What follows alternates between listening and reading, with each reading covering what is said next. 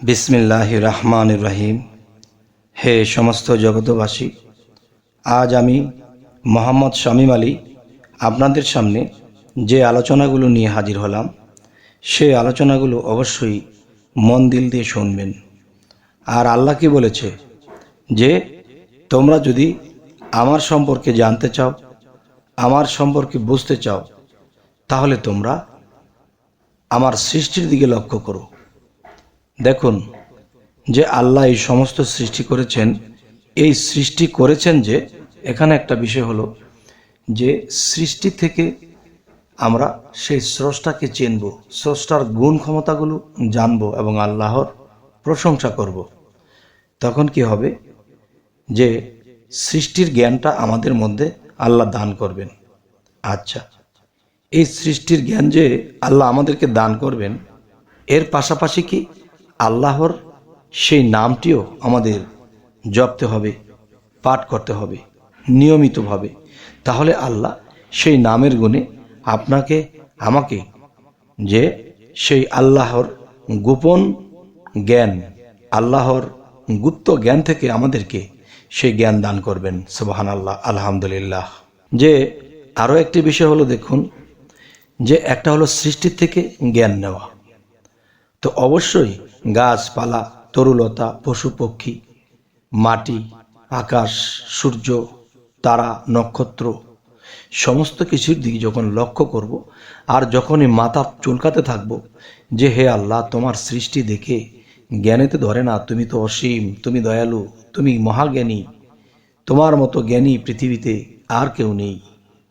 তাহলে তোমার মতো জ্ঞানী যেহেতু কেউ নেই, তাহলে তোমার যে নাম আছে সেই নামটি হলো ইয়া বাতিনু, ইয়া বাতিনু। এই নামে আপনাদের কি হবে যে আল্লাহর বাতিনি বা গুপ্ত জ্ঞান থেকে বা গুপ্ত ধনাকার থেকে আল্লাহ আমাদেরকে সেই শ্রেষ্ঠ জ্ঞান দান করবেন। সুবহানাল্লাহ, আলহামদুলিল্লাহ।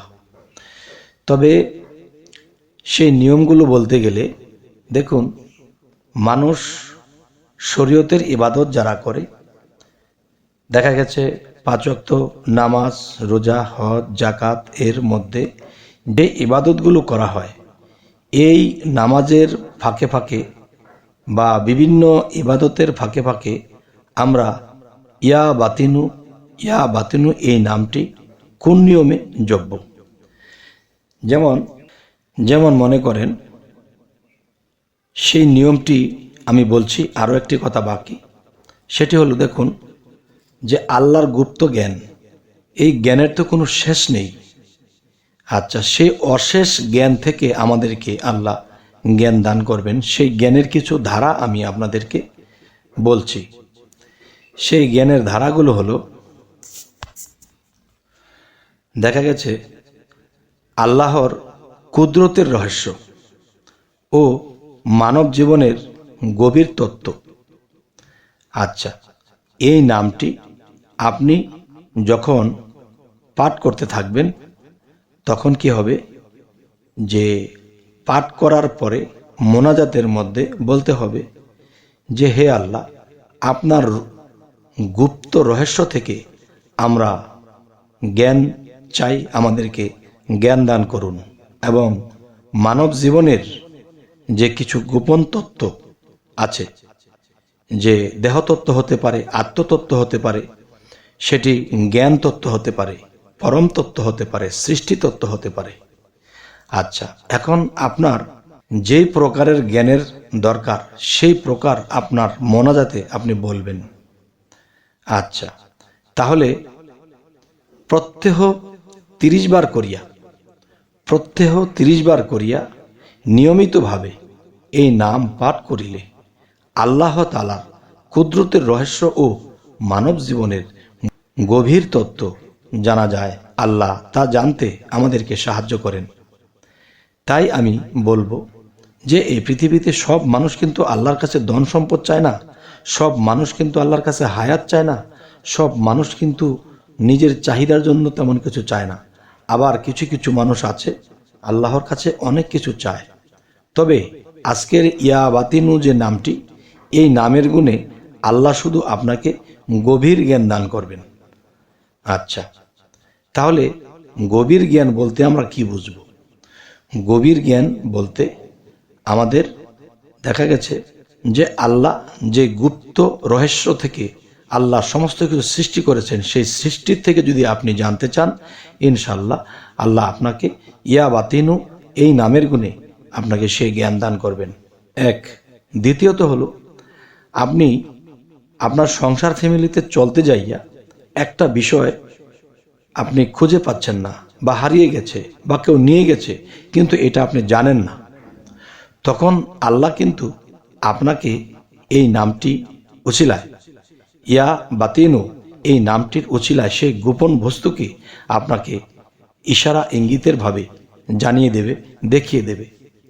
তবে হ্যাঁ, এই জিনিসটি আপনি যখন রাতের গভীরে, আপনি ঘুমানোর আগে, রাতে একটু গভীরের দিকে গেলে 12টার পর বা 1টার দিকে, যখন আপনি এই নামটি 30 বার পাঠ করবেন এবং আপনার বুকে হাত রেখে এবং এই নামটি পাঠ করতে করতে ঘুমিয়ে পড়বেন, তখন আল্লাহ যদি ইচ্ছা করে, আল্লাহ যদি দয়া করে, ইয়া বাতেনু নামের গুণে আপনার দৃষ্টিতে সেই জিনিসটি দেখিয়ে দিতে পারে ইনশাআল্লাহ।